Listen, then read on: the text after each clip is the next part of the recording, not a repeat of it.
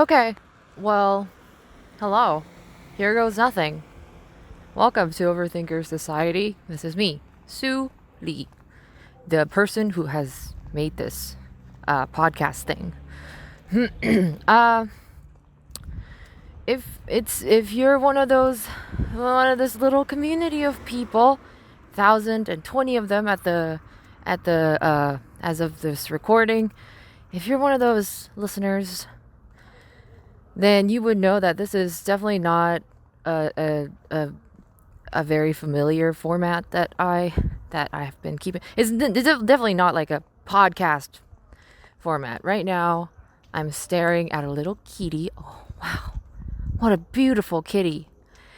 And I'm on my phone right now, so the I don't really know if this is even an acceptable like audio quality for it to be a podcast episode. But you know what? I think it's gonna be at least better than like Zoom call recordings. Like, you know what I'm saying? Like, there are Zoom call podcasts that I have done, that other podcasters have done, where it's just like, for some reason, just Zoom calls sound terrible. They sound absolutely terrible as an audio format. Unless you like one of those crazy people who actually pay for like the premium version or whatever for Zoom. Damn, that's extra. I mean, like, props to you if you're one of those people. But I ain't paying no money for I am paying no money to a big corporation, okay? They don't need my money. They can do well without it. Anyway, it's me. Hello. Think of this as I was just walking down the street, as I always do, just walk down the streets, just streets in general. And I had a sudden realization that I kind of want to just impulsively record an episode of Overthinker Society for the first time in like, oh my god, like 3 months? How long has it been since my last episode? I really do not know. All I know is that it's been a while, and I was like, I wanna record it now, but like, god, it's like I have to like set up, I have to like be in the house, I have to like, make sure everything is quiet, not like cars driving around like now. I have to, gotta set it up and so, but I'm like on a walk and stuff. But I was like, you know what? Let me just give our listeners a little phone call, if you will. Think of this as like a phone call from an old friend named Sue. Hey buddy, how's it been? Crazy year, right? I just wanted to explore. Let's explore how this format walks out. Damn,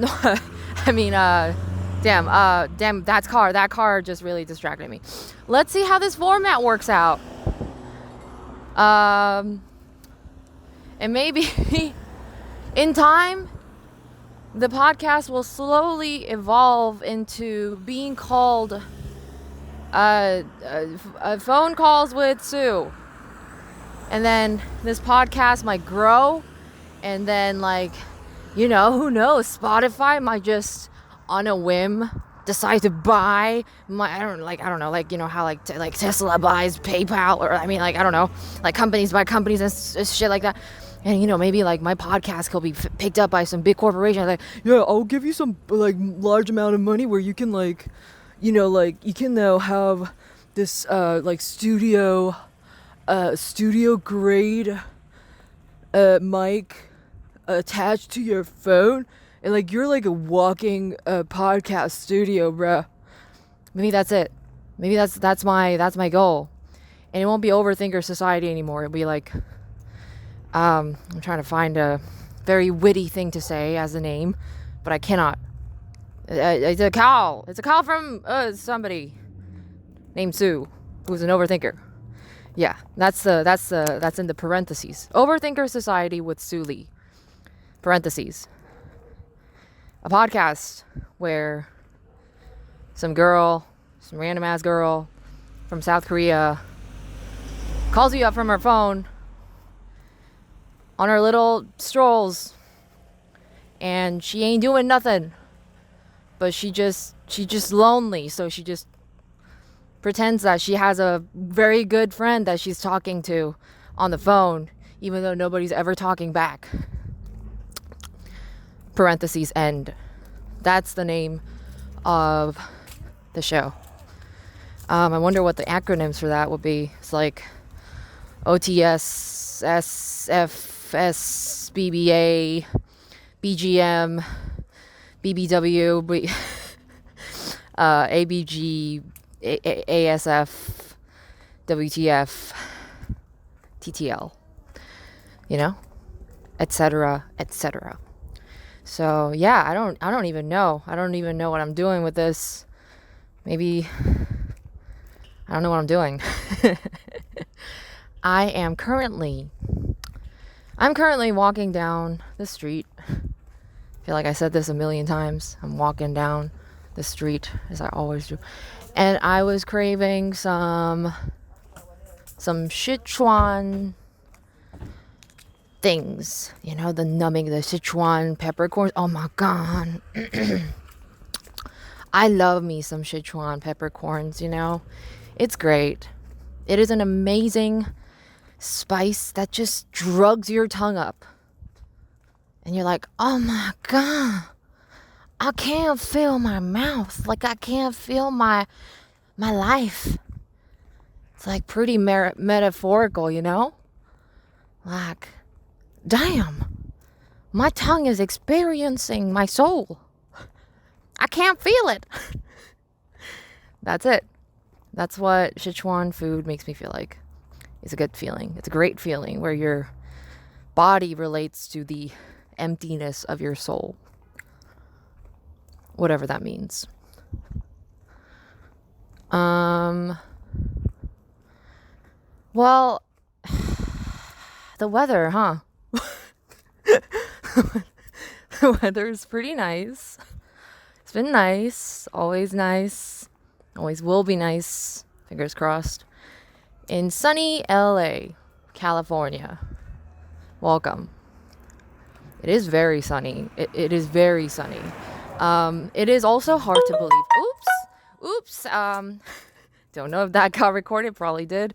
But very unprofessional of me, the podcaster, to not put my recording device on silent. Lesson learned. I shall put it on silent right now. Right now. I'm doing it. Okay. Let's go. Where is it? Usually nobody really texts me, and it's very, very weird to have somebody text me. It's a very rare occasion. That's why I didn't put my phone on silent, because I rarely get any notification. That intrigues me. Anyway, so the weather, huh? As I was saying. Oh yeah, I was saying it is very hard to believe actually that it is winter technically. It's December soon, and that's like snowman time. That's like, damn, I'm gonna have sex with my boyfriend for the first time in Christmas. Kind of. You know what I mean? You know what I'm saying? You know what I'm saying, right? Oh well, I actually chose the absolutely wrong part of town to go for a walk for this episode, because you know what? I have to make a decision now. I have to make an active decision right now as I speak. Either to give up my Sichuan food. I'm gonna give it up. Give it up for this podcast. I'm gonna suppress my appetite, exercise monster level discipline in order to evacuate myself to the nearest shadiest literally and figuratively. Like, I need some shade. It's very hot right now. But I'd also like dark alleyways and stuff like that, you know. Just a nice peaceful area. Hopefully not as windy, because it's probably the wind is gonna be picked up in the mic. You know, what can I say? I'm a pretty picky person when it comes to my audio quality, because I'm a musician. If you guys already didn't know, I'm like somebody who like, I like music. I used this tone the other day with someone, and they said, that's fucking annoying. And I was like, yeah, I don't care, because I like this tone. I just saw the shiniest cockroach ever. That was kind of creepy. That was a very big cockroach. That was pretty big. It's pretty shiny too. Very shiny.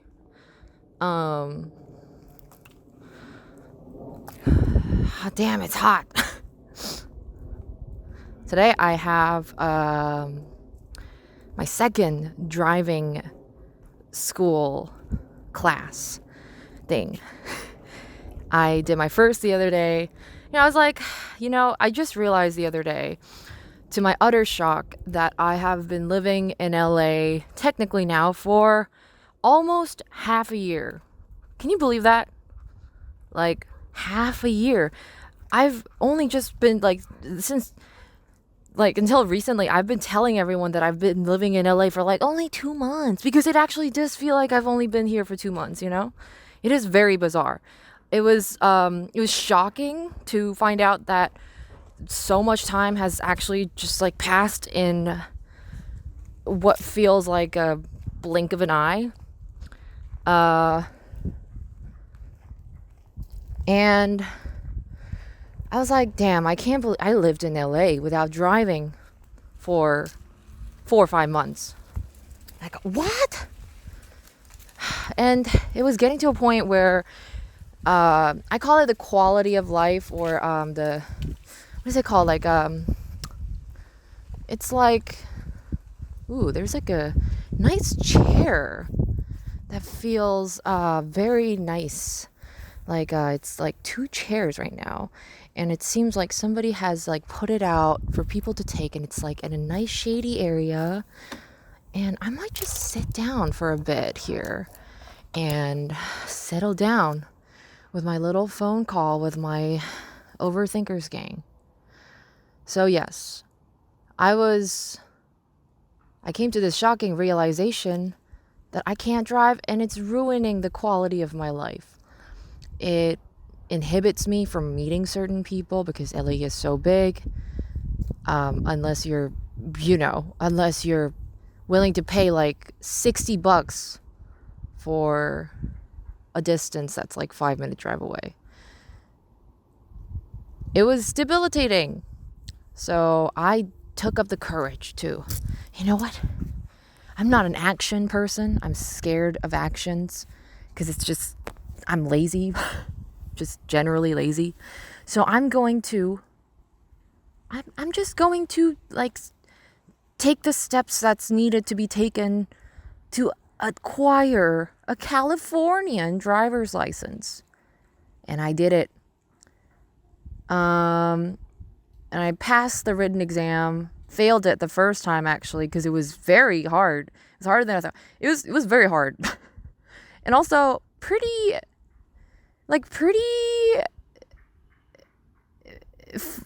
is kind of stupid. I mean, some of them actually why do you have to know?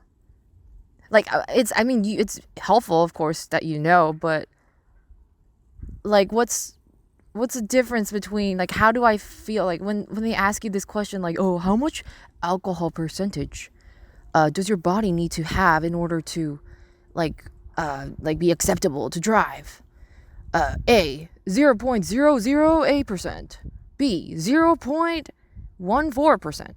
Like it's I don't understand what that, I can't really grasp. I've never been drunk and was like, I'm like a little bit below 0.007%. I think if I could drive right now. I don't think I've ever, like, I could feel that. But there were genuinely helpful things to know by studying for the exam. Like there are signs that I probably would have done the complete opposite of what it's trying to say had I not learned what it means. It's like, oh shit, it means that? I thought it, like, you can't turn right. I thought that meant, like, turn right. So, I failed it. But I passed the second exam. Not gonna lie, I sweat some cold sweats, like, I'm thinking that I might fail. I'm allergic to exams, you see. And so I got my little driver's permit thing, which means I can take driving classes with instructors. Did my first class. The teacher was shocked by how terrible I was at my U-turn. He made me do this U-turn at this specific road where he told me, okay, hear me out. I've taught 12 students in my life. All of them have successfully did a U-turn at this very street that when I told them to. I hope you can be the 13th person. Don't be the first person to fail. I hope not. I was like, okay, that really does not put me in any pressured position, but I'm good. I will try. And I failed. I failed. He's like, damn, you the first one. I'm the one. Whoa. I'm the only one. Oh, I'm the one. Oh, I failed the U-turn test. That's me. I failed it. I mean, it wasn't really a test. It was just like imagine this was a test kind of situation. But today is my second lesson, and I'm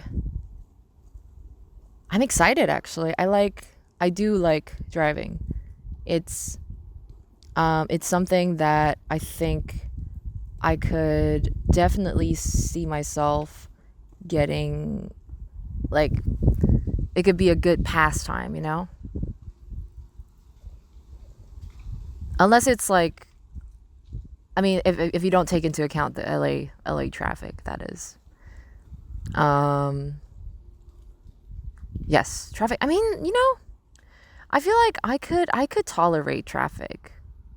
Maybe this is just like coming from somebody who's just being ignorant, having never actually experienced being and driving in LA traffic, but I feel like I could vibe to some music and I could have like a little karaoke. Oh my God, don't even mention car karaoke. It's gonna be lit. That vehicle is gonna be lit. It's gonna be lit as hell. It's gonna be a small car. It just has to be a small car. I want a cutesy car, I don't wanna, like, my friend has this car called Smart Car. I think they're from Germany. And they're these cutest little like mini ladybug shape. I don't even know what it's shaped like. It's just, it looks like a squished marshmallow. That's what it looks like. It's a squished marshmallow. Yes. It's like if you squished a marshmallow and then ripped it in half, like not in an ugly way, but like maybe you cut it in half. That's what the Smart Car looks like. And it's pretty cool. It's pretty cute. It's like this tiny little thing that fits two people, that has two seats, and it's like a little mini trunk behind. Super cute. And apparently like 10 grand. Not bad. Not bad at all. So yeah, I'm very excited. Very, very excited to drive. Although that is a very great segue into the next thing that I'm kind of like is has been in the back of my mind for a while now, where I don't know if I'm even gonna be driving in California, in LA. I that kind of defeats the purpose of me getting the license in the first place. But you know, I'm leaving. I'm leaving LA soon. For Christmas, for the holidays until New Year's. I have a return ticket that is booked back to LA, but now I'm not sure. I'm not sure if I should let go of that return ticket. It's it's one of those things where the release of Messy Sexy, the album. By the way, please stream Messy Sexy and please share with your friends and family. Please, please, please. Sorry, sorry. I got excited. Also, I got desperate, so I just screamed into the mic. Sorry if that burned your ears. I'm so sorry. I apologize. I got carried away. Yeah, I mean, the release of Messy Sexy album was kind of it was the closure of the reason why I decided to stay in LA for an extended period of time. I was, after the tour with Mystery Skulls back in April, maybe May-ish, I was like, you know what? I think I'm gonna be in LA to finish off this album. And now it's finished. I mean, it's still the album is very out now, and it's just still a new baby out into this world, and there's a lot more to be done. I have so many music video ideas that um I want to shoot, and photo shoots and little campaigns, collabs, more things to come related to Messy Sexy, and of course tour, hopefully too. But in the sense of the album, the making of the album itself, it's done. It's done. It's out. And that has been what I've been telling people while I was in LA. People would ask me if how long I'm in LA for. I would be like, until my album's, finished. I'm here to finish my album, and it's finished. So yeah, I think I'm one of those people who are like putting, I don't know. I don't know if this is just a specific thing that I have acquired to like remember, but like how in dating apps they have like very, like often reoccurring things that people say, like, punchy, memorable bio, or, fish pics are another thing, like where people are just holding up fish and people are like self-aware of it and shit. I don't really know what the frick is going on with the fish situation. It's like, do they like to hold fish, hold up fish? Like, is it like like comparing? Like, is it like guys? Like, is it like how like guys say like they always compare like PP sizes, and it's kind of like that, like, oh, I'm holding a bigger fish, so like I'm the winner kind of thing, or I don't know. Anyway, the thing that I see a lot is like, oh, I'm in LA for like 6 days, looking for a reason to stay. That always really confused me. Like, what does that mean? What do you mean by looking for a reason to, like, why are you looking for the reason from somebody else? Like, what do you mean by that? Like, you want somebody to convince you to stay? I don't know. I don't understand. Like, I don't, like, why do you need that convincation? Convincation is not a word, but I quite like that. Anyway, I have lost my reason to stay. I'm not lost it. It sounds very negative when I say I lost it. I have lost it, guys. I've lost my mind. LA has taken everything away from me, and I cannot tolerate any more of this. I said in Lumpy Space Princess voice. I'm obsessed with doing Lumpy Space Princess voice. Actually, I might just keep on doing this until it wears off. But I feel like it will never wear off. It's just so good. I love Lumpy Space Princess. I aspire to be like her. Anyway. I have let go of my reason to stay. And it's not gonna lie, it's been something that's been on my mind quite a lot the past few weeks. It's a weird, bittersweet feeling of saying yet another goodbye. You know, it's like not necessarily like end of a chapter, but maybe like end of a sub chapter. You know, a sub chapter or even a thing like a sub cat or like a paragraph or like a, I don't know. Messy Sexy is a chapter, and me leaving LA after finishing the songs for Messy Sexy is like a big little story plot of this chapter. It was a good chapter. It was good. Wow, that car is loud. Yes. As you can hear, oh God. Oh my God. I hate it when people blast their engines like that. Are you like, what is it? Why are you doing that? And I can say it from not like, I have knowledge. I have enough, like, why do you do that? I've taken driving classes. You don't have to do that to make that much of a noise. You don't have to do that. It's so annoying. Stop it. Anyway. It's been something. I liked LA. I really liked LA. I still love it. Actually, I love it so much. I love it and hate it so much that it's kind of like I have lots of mixed feelings about it, and I feel like even mixed feelings is a massive understatement, because I experienced so many things in LA that I've never ever experienced in my life, never thought I would experience in my life. Here in LA, and the last 4 years, 4 months, 5 months spent in this city, I feel like is probably worth like a couple years of just experiencing life in various places. That's what the last 4 months felt like. It was a lot. It was an intense just an intense series of crazy things that just happened back to back to back to back, sometimes simultaneously. And it's I don't know.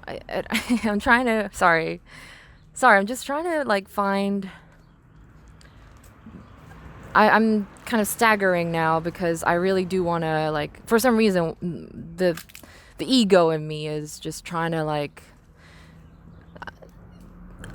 really find a succinct, accurate way to describe how I feel about this whole little ending of the chapter. I can't really even call it bittersweet.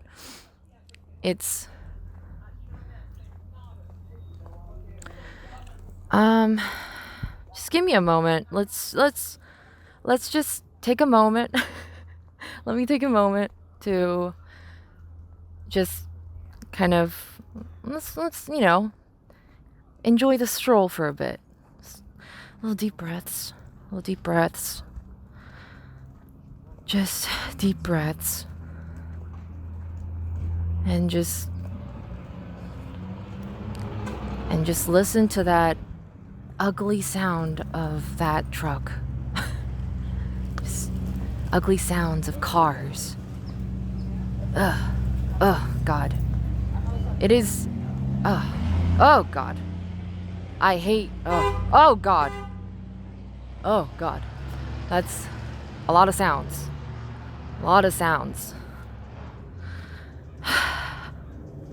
It's moments like these where I realize why, Buddhist monks and meditators are adamant that they put themselves in quiet, uninterrupted space when you are trying to have a little Zen moment, a little present moment, because really those industrial engine sounds are very, if you really just kind of sit there and listen to it, it's very intrusive and it's very not pretty. It's not a pretty sound. And I sound very artsy when I say it too, because nobody actually, I don't think a lot of people actually like question any of the things that they hear, because most of the time we're just normally letting sounds pass. It's just like a background noise that you don't really pay much attention to. But when you do, you realize there are sounds, of course it's everything is subjective, but there are sounds that you listen to, and when you listen to them actively, it's like, this is a very ugly sound, or this is a very beautiful sound. And most of them are like, the beautiful sounds are, most of them, if you think about it, are from the nature. Like, I don't know, in my opinion, I think it is. Like, compared to sounds of like engines honking, like everybody mumbling at the same time, you go into like a nice little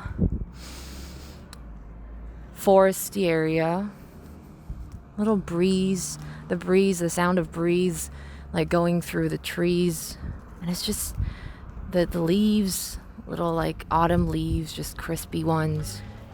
It's, I really sound like I'm selfish, like just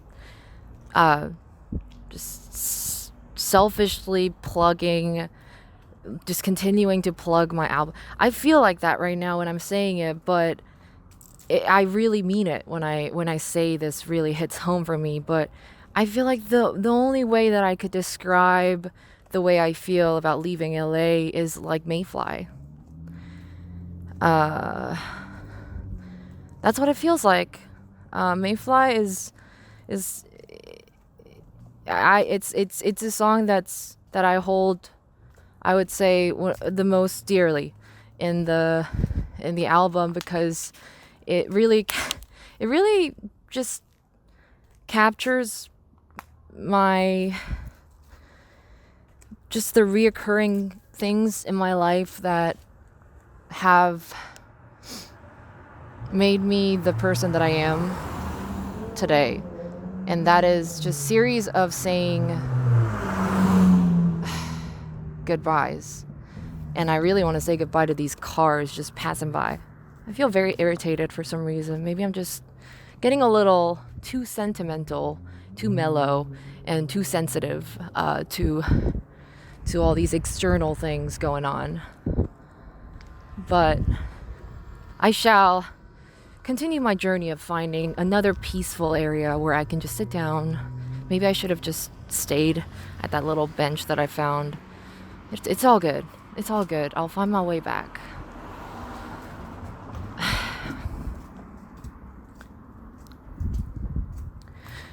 I do not like saying goodbyes. I do not like to people, with places with memories, places that I'm familiar with.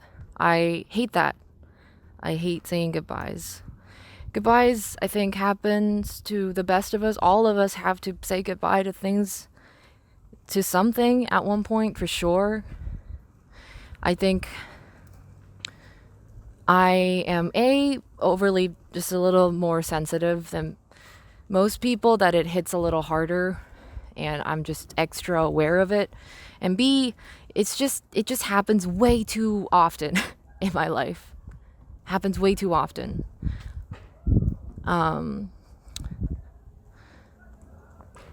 And I thought I would get used to it.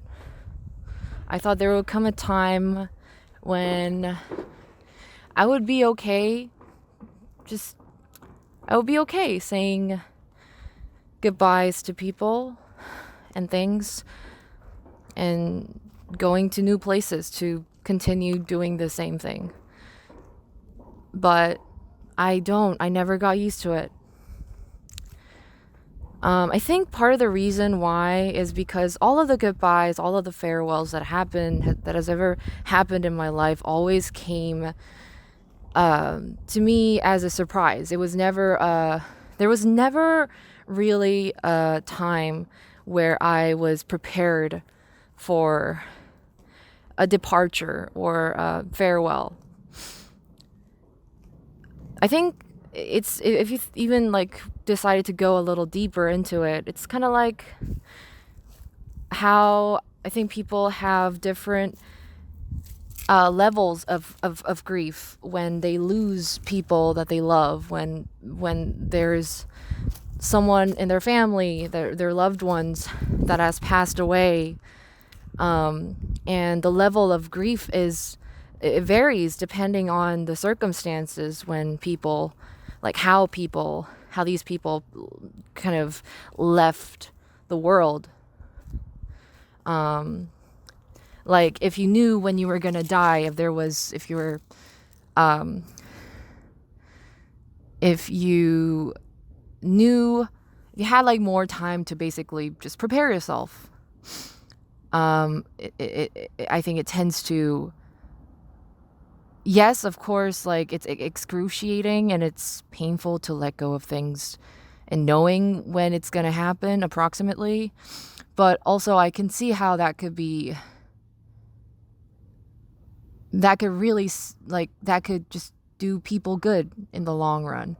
And like, say if you knew that you were, like, I don't know, I don't want this to like take too much of a serious turn, but I genuinely think that is why I so very much despise, almost like feel like I'm allergic to saying goodbyes, because all the goodbyes have been just this very spontaneous thing that just crashed into my life. Everything, like, oh, you're switching to schools tomorrow, like literally next week you're going to a new school, you're going to a new country, you're going to a new city next week. Oh, your dad decides to just move out of this country in order to like become a doctor abroad. I'm like, oh, okay, I just have to say goodbye to my friends. Can I have some time? Can I have some time to like, never had the time. And so I think that's why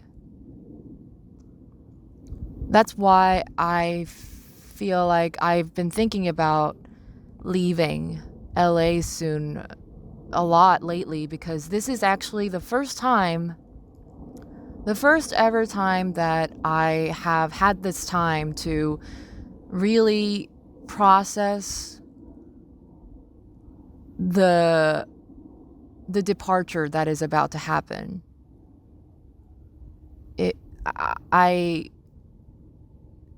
Right now, including right now, like or all the like social interactions that I've been having recently, it's been kind of like just constant brainstorming with myself of how do I make a closure? I mean, obviously it's not a forever goodbye. I know for a fact that I will be back in LA. It's just, I for once I want to be prepared. It's always kind of haunted me to this day, that one goodbye, out of multiple goodbyes that I have experienced in my life, that one goodbye that I think just has haunted me since its occurrence, like maybe 10, 15 years ago, where I had made these wonderful group of friends, and they were actually the first people that I've ever felt like I wanted to like spend the rest of my life with them. Like, they're amazing. I've never felt so at home with people. Feel like I fit in. I feel like I'm accepted as I am. And I love them dearly. I still remember all of their faces. I remember all of their names. Even now, like after many, many, many years. And I remember I said goodbye to them when we broke for summer vacation. And my goodbye to them was just like a little hug with everybody. Just saying, we'll see each other after summer. Like, have a good summer. We're going to the same we're going to the same middle school. Like, let's see. We're going to meet each other in like a month or two. And then I never came back. Never came back.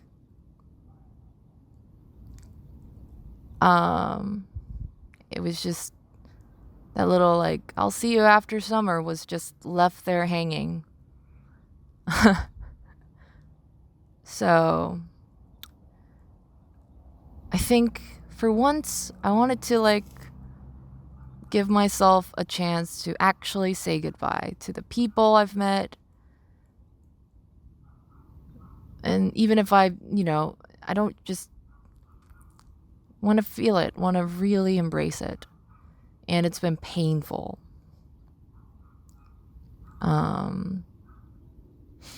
It's been painful, but also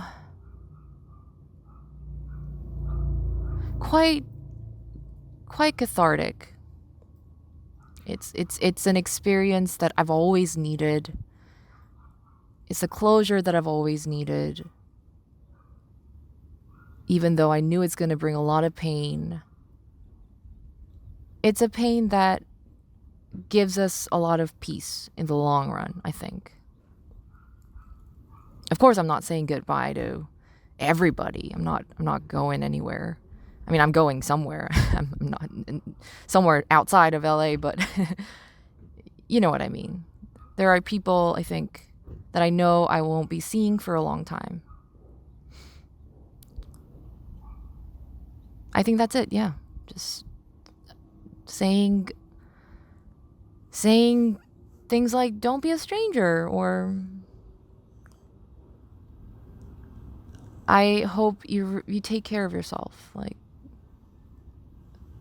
I don't like saying, I hope you have a good life, because it sounds just weird. It just sounds ignorant. It just sounds like, not ignorant, but it sounds very indifferent, and I don't like that. I'm not indifferent.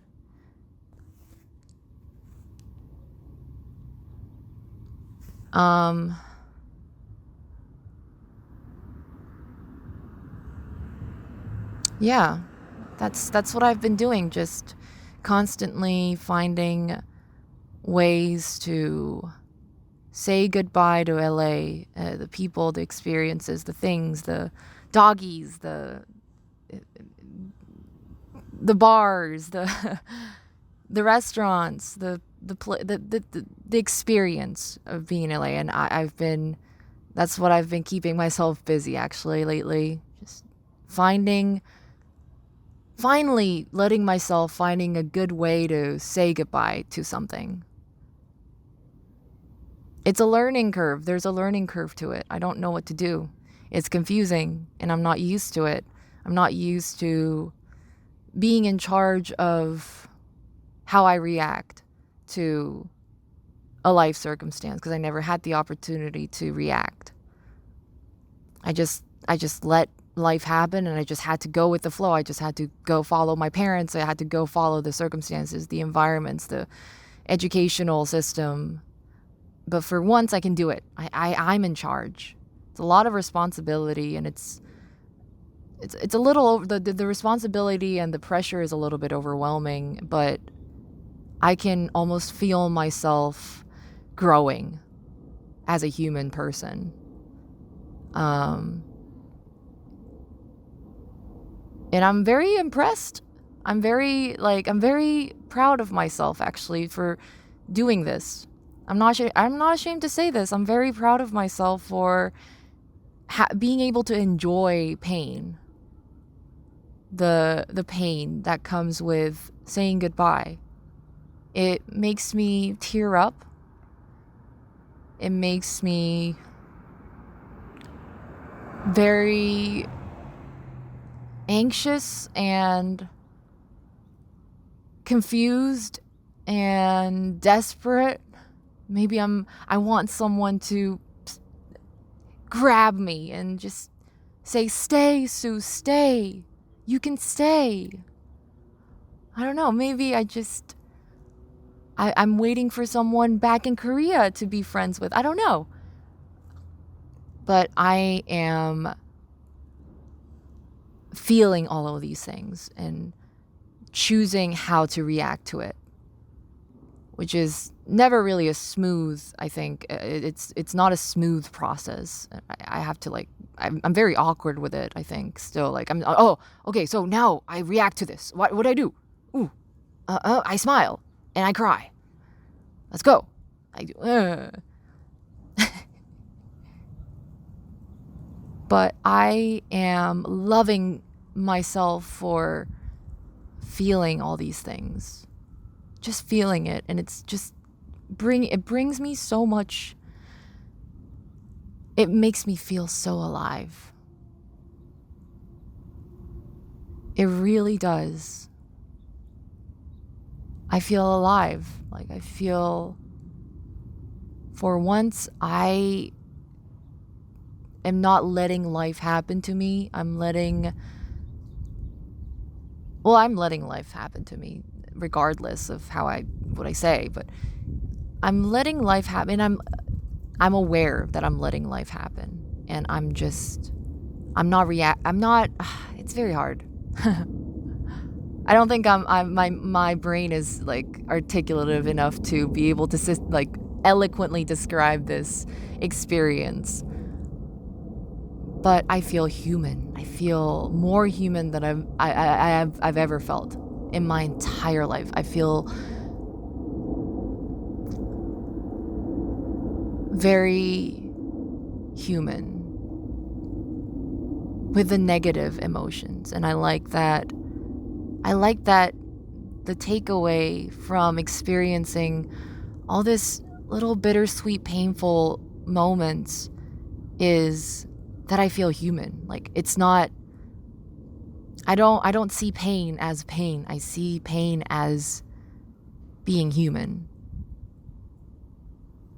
And I associate that with feeling alive and truly being a true human being. That's where I'm at. I've still got a few weeks left until I leave this city. Let's see what the future holds in this short little window of time that I've got left in this city. That was me. A nice little phone call from a friend named Sue. I hope you enjoyed this episode. I hope you like this episode. It's a very experiential episode for me too. I'm just sitting behind this car, hidden away from the sun, just crouched down in the curb,